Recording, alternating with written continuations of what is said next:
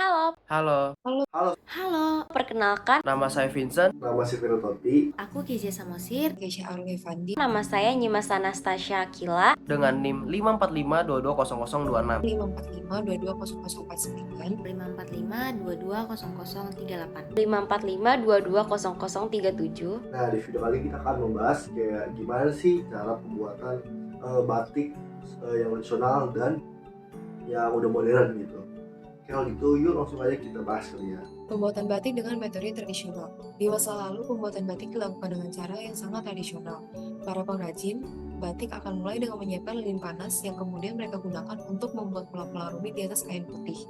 Setelah itu, kain akan dicelupkan dalam pewarna alami yang memberikan batik warna yang khas. Proses ini memakan waktu yang lama dan memerlukan keterampilan tangan yang sangat tinggi dari para pengrajin. Proses pembuatan batik dengan metode tradisional melibatkan beberapa langkah yang rumit dan membutuhkan keterampilan khusus. Berikut adalah tahapan umum dalam pembuatan batik dengan metode tradisional beserta peralatan yang dibutuhkan. Yang pertama, persiapan kain. Kain yang biasanya digunakan adalah kain kapas putih, meskipun beberapa daerah mungkin menggunakan jenis kain yang berbeda tergantung pada preferensi dan ketersediaan bahan. Kemudian ada canting. Alat tradisional yang terbuat dari logam dengan ujung yang runcing, digunakan untuk mengaplikasikan lilin panas ke kain. Canting ini tersedia dalam berbagai ukuran dan desain sesuai dengan kompleksitas motif yang ingin dibuat. Yang kedua, penggambaran motif. Sebelum mengaplikasikan lilin, pengrajin batik akan membuat sketsa motif yang diinginkan di atas kain. Beberapa pengrajin mungkin mampu menggambar motif secara bebas tanpa sketsa, sementara yang lain mungkin memerlukan panduan yang lebih terperinci. Kemudian malam atau lilin panas, bahan lilin khusus yang terbuat dari campuran lilin dan parafin, digunakan untuk membuat pola dan melindungi bagian tertentu dari pewarnaan. Lilin ini ditempatkan di dalam canting dan dipanaskan hingga cair sebelum diaplikasikan ke kain. Kemudian yang ketiga, pewarna alami atau pewarna modern.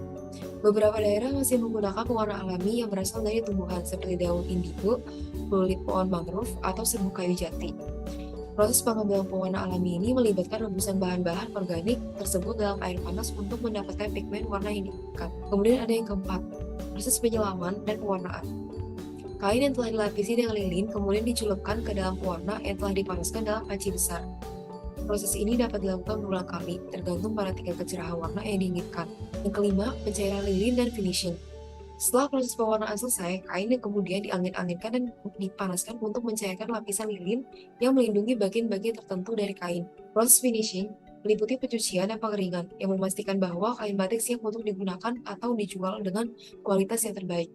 Sekarang, aku akan mengajak teman-teman untuk mengetahui apa aja sih alat-alat yang digunakan dalam pembuatan batik secara tradisional. Teman-teman, di sini aku juga pakai kain batik loh. Oke, kita lanjut ke alat-alat yang digunakan. Yang pertama ada canting. Canting adalah alat utama yang digunakan dalam pembuatan batik tradisional.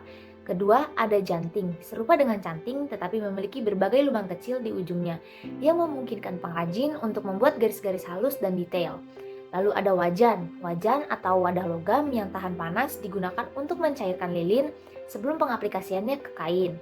Keempat, pewarna alam. Pewarna alam dari tumbuhan atau bahan organik lain digunakan untuk memberi warna pada kain batik. Yang kelima, larutan pembersih. Setelah proses pewarnaan selesai, kain perlu dicuci menggunakan larutan khusus untuk menghilangkan lilin dan mengungkapkan pola batik yang diinginkan.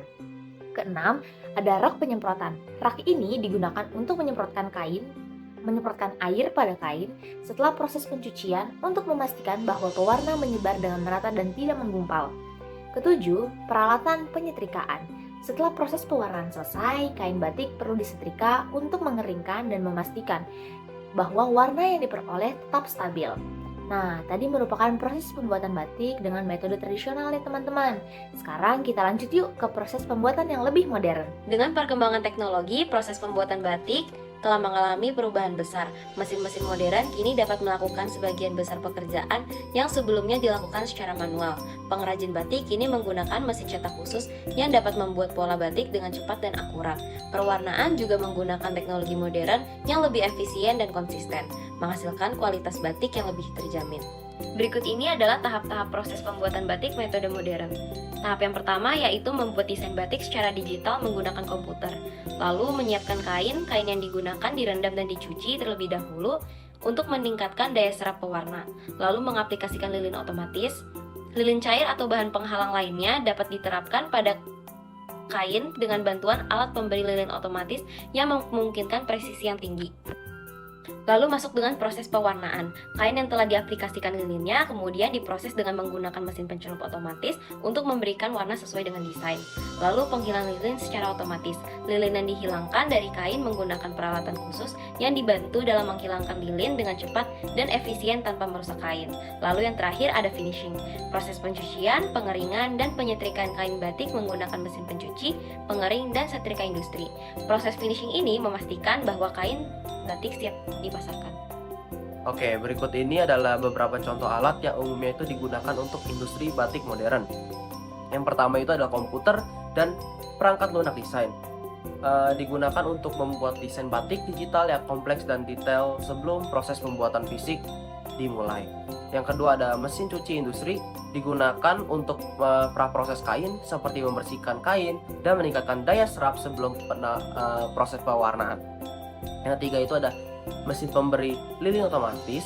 Sini membantu dalam pemberian lilin pada kain sesuai dengan desain yang diinginkan, memastikan presisi dan konsistensi dalam pembuatan pola atau gambar. Proses akhir dengan merapikan dan meluruskan kain batik, memastikan kualitas produk batik ini yang lebih baik sebelum dipasarkan.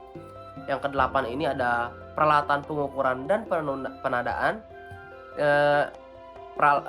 Proses ini digunakan untuk memastikan presisi dalam pembuatan pola dan pengukuran pada kain, memudahkan proses pembuatan batik yang lebih efisien dan akurat.